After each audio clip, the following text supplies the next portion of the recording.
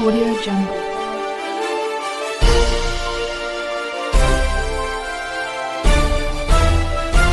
Audio Jungle.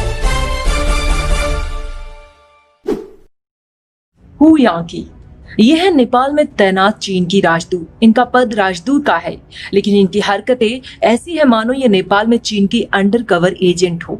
Nepal में चीनी राजदूत के ऑफिस तक ही नहीं, इनकी पहुंच नेपाल के पीएमओ से लेकर नेपाल के हर मंत्रालय तक है। और तो और नेपाली सेना के साथ भी इनकी बैठक खबरों में रहती है। वर्ष 2018 में ये नेपाल में चीन की राजदूत बनी थी और उन्होंने आते ही ऐसी जादू की छड़ी घुमाई कि नेपाल और चीन के रिश्ते मजबूत होते चले गए। मानना पड़ेगा, जो काम चीन के अन्य राजदूत नहीं कर पाए, वो काम आते ही चीन की इस खूबसूरत महिला राजनयिक ने कर दिखाया। हू यांकी ने 2018 के बाद से ही दो बातों पर खास ध्यान दिया। एक तरफ उन्होंने चीन नेपाल संबंधों को मजबूत करने का बीड़ा उठाया, तो इसके साथ ही उन्होंने भारत नेपाल संबंधों में फूट डालने का प्लान बनाया। या यूं कहें कि भारत और नेपाल के बीच चल रहे विवाद में अगर किसी को सबसे बड़ा कारण माना जा रहा है तो वो 50 वर्षीय चीनी राजदूत हू यांकी ही है। हू यांकी दिखने में बेहद खूबसूरत और सहज नजर आती हैं। जो कभी नेपाल के किसी कार्यक्रम में नृत्य करते हुए नजर आती हैं, तो कभी नेपाल के सरकारी कामकाज में हस्तक्षेप करते नजर आती हैं, और कभी कभी तो नेपाल के लोगों की समस्या पूछने के नाम पर सबसे बातचीत करती नजर आती हैं। हद तो तब हो जाती है जब नेपाल में कोरोना को लेकर चल रही तैयारी को लेकर सीधे नेपाल के आर्मी चीफ से मिलती हैं। आप बस कहते जाइए, हू यांकी हर वो काम करते नजर आएंगी जो एक कूटनीतिक मर्यादा के खिलाफ होगा। सबसे पहले वो चर्चा में तब आई थी जब मई की शुरुआत में नेपाल के प्रधानमंत्री केपी ओली शर्मा की पार्टी में तनाव अपने चरम पर था और कुर्सी हाथ से जाने वाली थी, परंतु केपी ओली शर्मा ने उन्हें खुली छूट दी सभी नेताओं से मिलने की और उनकी कुर्सी बचाने की।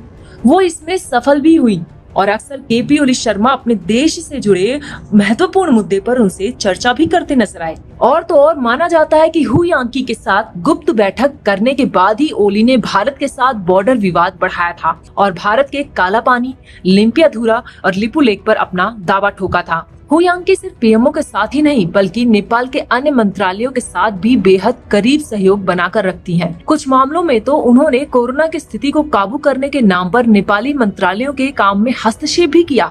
इससे समझ में आता है कि नेपाल के 68 वर्षीय प्रधानमंत्री केपी ओली शर्मा ने किस हद तक इस खूबसूरत चीनी राजदूत को छूट दे रखी है। एक बार फिर जब ओली की कुर्सी पर खतरा मंडरा रहा है तो हू यांकी मैदान में उतर गई है।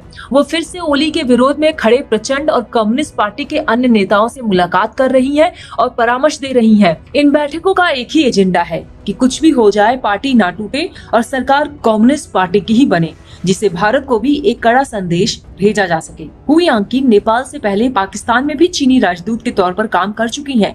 स्पष्ट है कि चीनी सरकार द्वारा नेपाल में इन्हें किसी खास मिशन के तहत ही भेजा गया होगा, जिसे पूरा करने में वे सफल साबित हो रही हैं। हू यांकी हर कठिनाई में ओली की मदद करने के लिए तैयार रहती हैं और नेपाल में अपनी पकड़ मजबूत कर चीन के एजेंडे को भी साध रही हैं। परंतु हैरानी इस बात की है कि कोई भी नेता इस चीनी राजदूत के हस्तक्षेप पर सवाल क्यों नहीं उठा रहा है, और स्पष्ट है इसमें भी ओली का ही कहीं न कहीं हाथ होगा। अब भारत समेत कई देशों में भी इस चीनी राजदूत की भूमिका को लेकर सवाल उठने लगे हैं कि आखिर नेपाल के प्रधानमंत्री और चीनी राजदूत का स्ट्रॉन्ग कनेक्शन है क्या, और इस रिश्ते को क्या नाम दिया जाए। कुछ लोग तो एक कदम आगे बढ़कर यांकी पर ओली को हनी ट्रैप में फंसाने का भी आरोप लगा रहे हैं। हाल ही में मेजर गौरव आर्य ने ट्वीट करते हुए लिखा था, नेपाल के प्रधानमंत्री केपी शर्मा ओली काठमांडू में चीनी दूतावास के हनी ट्रैप में फंसे हुए हैं। चीन के पास उनका एक वीडियो भी है। ओली चीनी राजदूत के नियंत्रण में है। सिर्फ मेजर गौरव आर्य ही नहीं बल्कि कई ऐसे लोग हैं जो ओली और हू यांकी के बीच के कनेक्शन पर सवाल उठा रहे हैं। अब कोई बाहरी नेपाल की राजनीति में खुलेआम हस्तक्षेप करेगा और यहाँ तक कि आंतरिक मामलों पर अपनी राय तक रखेगा तो कुछ तो लोग कहेंगे ही ना। हालांकि इसमें कोई शक नहीं है कि ये सब चीन की साजिश का ही हिस्सा है जो हू यांकी के सहारे अंजाम तक पहुंचा रहा है और नेपाल में अपनी पकड़ को मजबूत कर रहा है। परंतु दुख इस बात का है कि नेपाल के प्रधानमंत्री भी इसमें पूरा सहयोग कर रहे हैं।